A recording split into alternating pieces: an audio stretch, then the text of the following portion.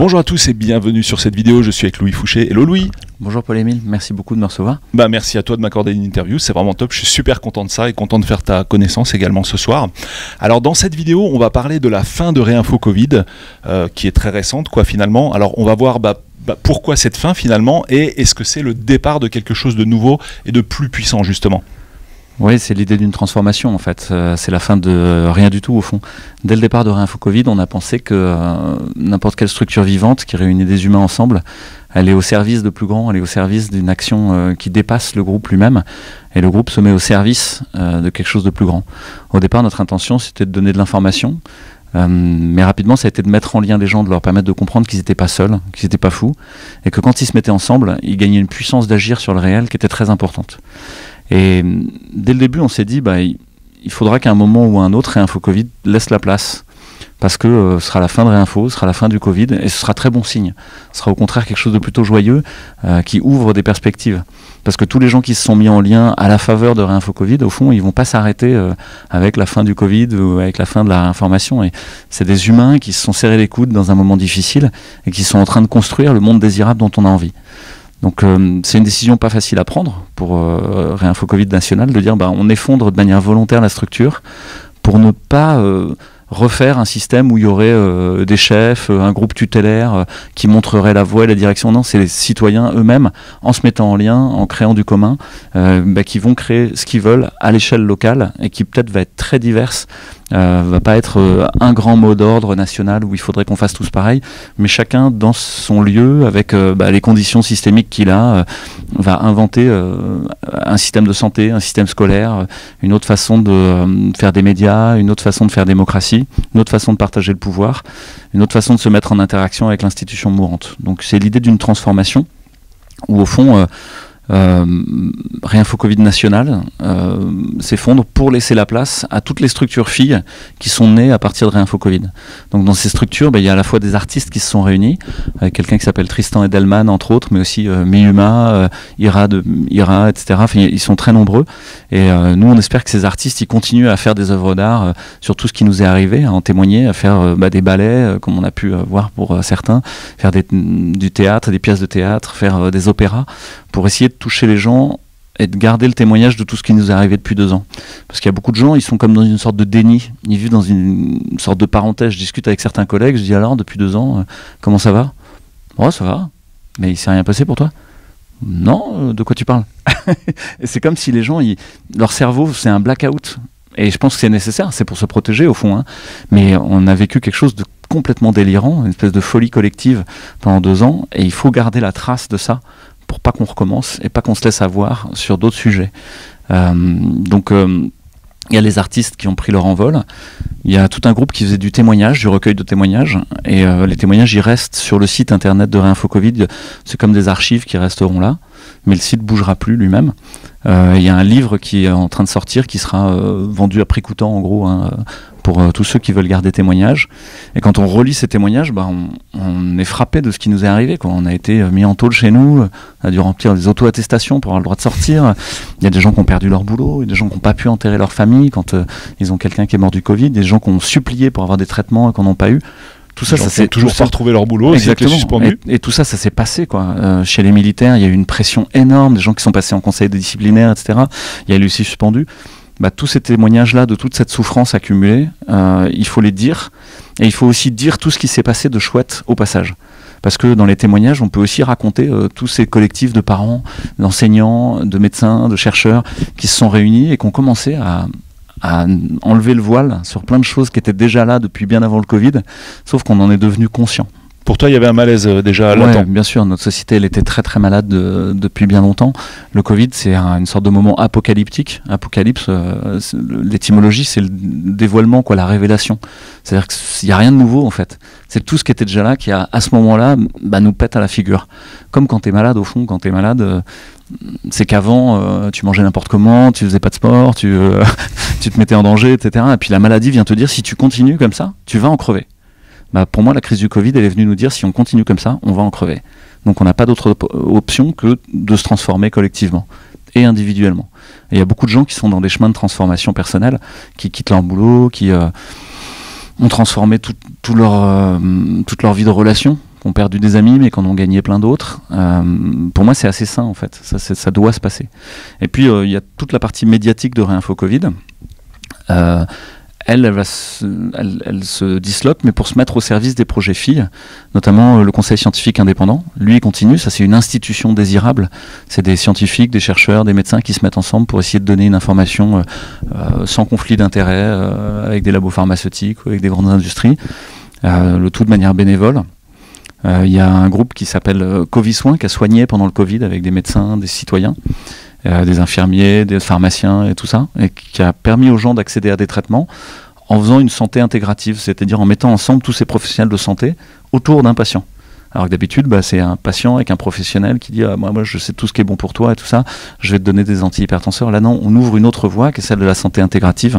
On pourra en reparler un peu après. Dans une autre vidéo, on fera des vidéos dédiées justement ces sujets sont trop intéressants. Il y a un syndicat qui s'appelle le syndicat Liberté Santé qui s'est créé pour faire le rôle que ne faisaient plus les syndicats. Au fond, si on regarde ce qu'a fait FO, Sud ou d'autres, la CGT, ils n'étaient pas là, quoi. Voilà. Et ça faisait longtemps qu'ils n'étaient plus là, en fait, pour essayer de protéger les travailleurs. Donc on a fait voler en éclats le droit du travail. Il est temps que dans chaque branche professionnelle, les gens se redotent à nouveau d'une représentation qui puissent discuter avec les institutions et dire maintenant, nous, dans notre corps de métier, on a telle contrainte, on a tels enjeux. C'est vrai dans l'agriculture, c'est vrai dans les soins. Voilà. Donc là, c'est le syndicat Liberté Santé. Mais moi, j'espère que ça ouvre la porte à plein d'autres nouveaux syndicats qui arrivent pour que les gens se serrent les coudes entre eux et qu'on ne soit pas des individus tout seuls. Le totalitarisme, c'est ça, c'est quand les individus sont atomisés. C'est Hannah Arendt qui le dit. Elle dit le totalitarisme, il arrive que quand les gens ils se retrouvent tout seuls. Et nous, on essaye que les gens soient plus tout seuls, qu'ils soient en lien. Il y a une initiative qui s'appelle Une Autre Santé, qui est justement de santé intégrative. Et puis après, le plus grand legs et le plus bel héritage probablement de Réinfo Covid, ce sera les collectifs citoyens et les collectifs de soignants qui se sont créés. Il y en a plus de 280, à la fois en France, mais partout au travers du monde, en Israël, en Angleterre, en Espagne, en Italie, en Belgique, au Luxembourg, en Suisse, mais aussi dans l'outre-mer, en Martinique, en Guadeloupe, à Mayotte, à Maurice, à Tahiti, en Nouvelle-Calédonie, enfin même en Australie. Donc si tu veux, c'est devenu un truc au Québec. Ça doit rester. Ces gens qui se sont retrouvés ensemble, ils doivent continuer, mais pour plus loin et plus grand que le Covid. D'accord. Alors justement, pour les gens qui sont en train de nous regarder, là, une information vraiment capitale, c'est comment tu fais pour les trouver, ces groupes, et entrer dedans? Alors sur le site de Réinfo Covid, il y a d'archives, il y a à la fois tous les articles scientifiques qu'on a fait, tous les témoignages qu'il y a eu, toutes les vidéos, mais il y a aussi un lien vers les groupes filles. Et il y en a un qui s'appelle Réinfo les collectifs. Et eux, ils continuent. Maintenant, ils sont 12 coordinateurs interrégionaux qui coordonnent l'ensemble des groupes. Et eux, ils mettent en place des actions qu'ils arrivent à faire résonner. Comme aujourd'hui, par exemple, il y a eu une action qui a été menée par un collectif de Grenoble qui s'appelle Grelive au départ, mais qui a résonné dans tous les collectifs Réinfo Covid pour parler des effets secondaires des injections expérimentales qui ont eu lieu. Et pour qu'on en parle sur la place publique, que les gens osent en parler avec des associations comme Où est mon cycle, comme Verity France, comme le personnel navigant libre ou d'autres, qui osent témoigner et dire que y a un problème de fond avec ces produits, quoi. Donc ça, cette partie du site, par contre, de Réinfo Covid, elle est toujours mise à jour, parce que tu me disais que le site ne bougeait plus. Alors, il y a les liens, en fait, vers les... Voilà. Mais chaque groupe va se doter lui-même de son propre site internet, de sa propre capacité médiatique. Donc, les collectifs Réinfo Covid, par exemple, Réinfo, ils ont maintenant leur propre Telegram, ils vont avoir leur propre chaîne YouTube, ils sont en train de créer leur contenu avec ton aide aussi. Excellent. Sur les témoignages pour les suspendus.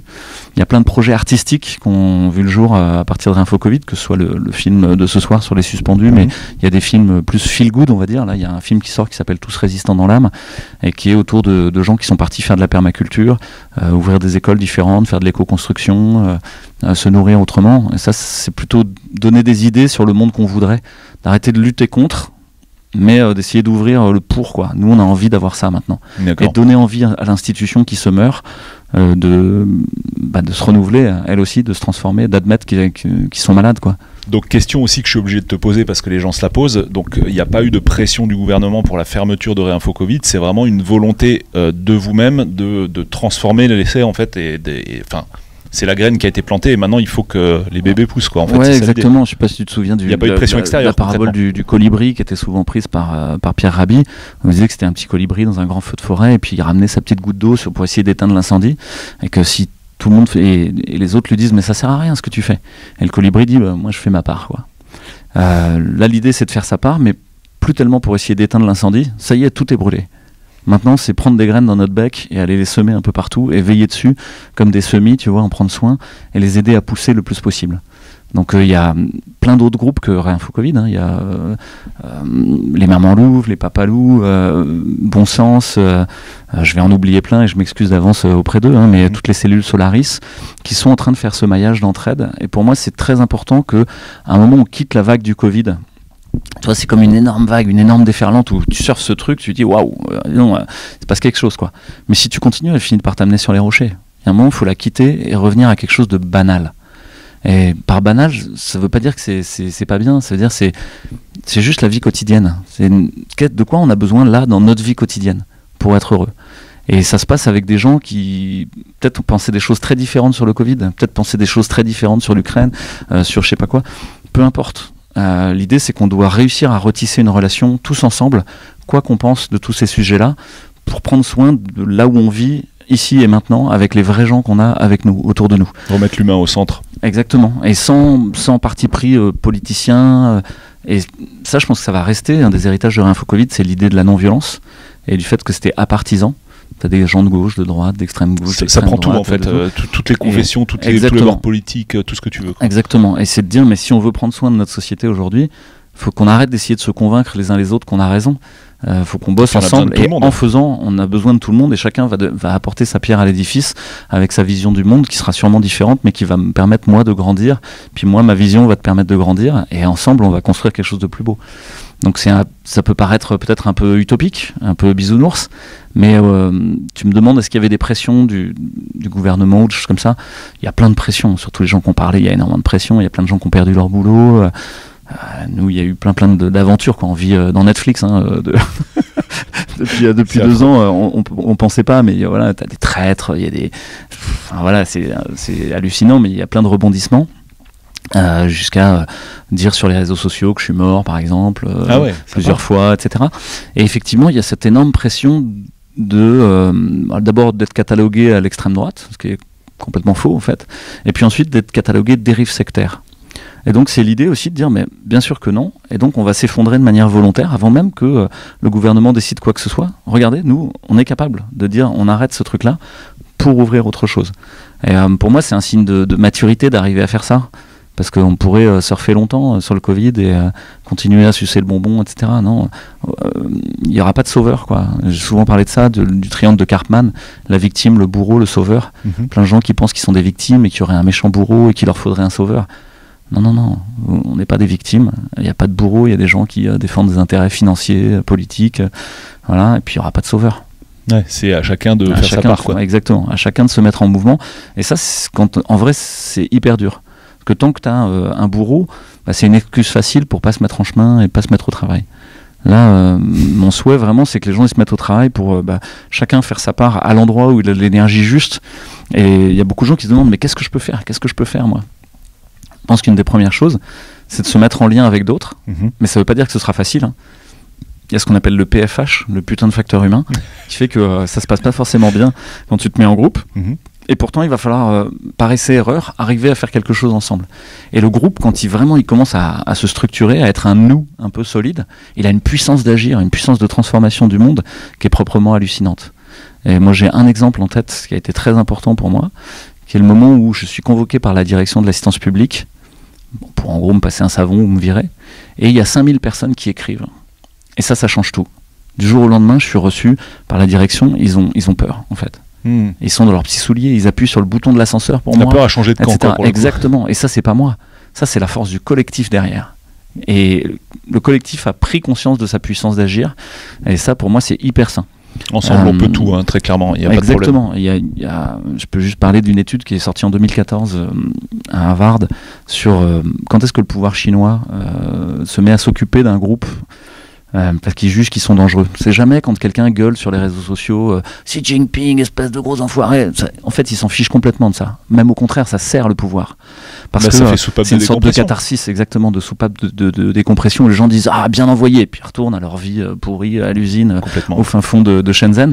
Alors, quand est-ce que ça les inquiète ? C'est quand il y a un appel à l'action collective et que cet appel est relayé par des adresses IP qui sont proches géographiquement. C'est-à-dire quand les gens font quelque chose pour de vrai, dans la matière, et c'est pas forcément quelque chose qui casse des briques. Je reviens sur cette histoire de Banal. T'arrêtes la grande vague du Covid et tu reviens à la vie quotidienne et tu fais des choses directement utiles pour la communauté qui vit là où elle est. Et Banal, le four Banal, le moulin Banal au Moyen-Âge, c'est ce qui est commun. C'est le four qui est au milieu du village et qui est pour tout le monde. Et que tout le monde peut utiliser. Et pour moi, un des gros enjeux, c'est d'arriver à faire ça, à recréer des communs. C'est-à-dire que notre action, elle soit au service du groupe, là, localement. Excellent. Tu as d'autres choses à rajouter du coup sur la fin de Réinfo Covid? Bah, c'est pas du tout triste, c'est plutôt joyeux même. C'est en fait un début. Il y a énormément de groupes qui se créent à partir de ça et qui justement prennent leur autonomie, n'attendent plus que tiens ouais, Réinfo Covid n'a pas lancé le mouvement, alors on fait rien. Non. Réinfo Covid au niveau national lancera plus rien. Et il y a énormément de choses qui sont nées qui dépassent largement Réinfo Covid, et donc il est temps que ça s'arrête et qu'on passe à autre chose. Excellent. Bon, justement, dans d'autres vidéos, on va détailler les points que tu as soulevés qui sont vraiment super intéressants. On va faire un petit zoom dessus et je vous mettrai tous ces liens en description. Merci Louis.